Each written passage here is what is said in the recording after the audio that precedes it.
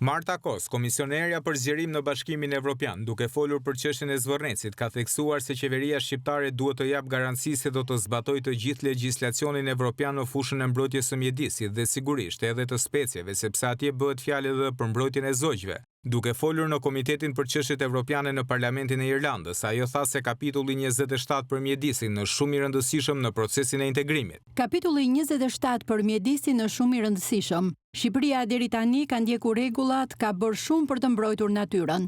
Në këtë rast, ne tani jemi në kontakt me ministrin e tyre të mjedisit. Ai premtoi se do të marrim të gjithë informacionin. Për momentin ajo që shohim është se ka kaq shumë fakte që qarkullojnë. Mendoj se së pari duhet të shohim faktet dhe pastaj të reagojmë rreth tyre. Ne duhet të kemi garanci nga qeveria e Shqipërisë se ata do të zbatojnë të gjithë legjislacionin evropian në fushën e mbrojtjes së mjedisit dhe sigurisht edhe të specieve, sepse atje bëhet fjalë edhe për mbrojtjen e zogjve.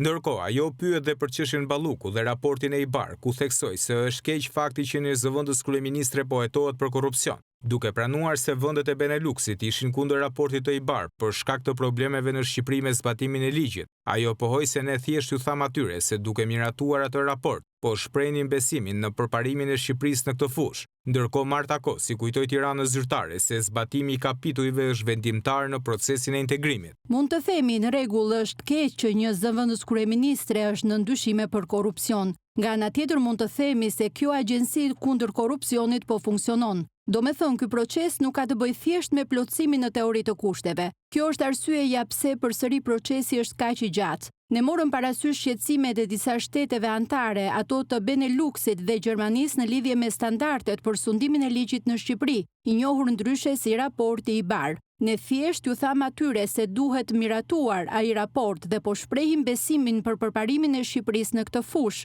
por sapo të nisim mbylljen e kapitujve do të hyjmë në pjesën më serioze të procesit. Ne i mbyllim kapitujt përkohësisht dhe vëzhgojmë nëse do të ketë një kthim prapa në atë që shtetet kandidate kanë bërë me zbatimin e ligjit.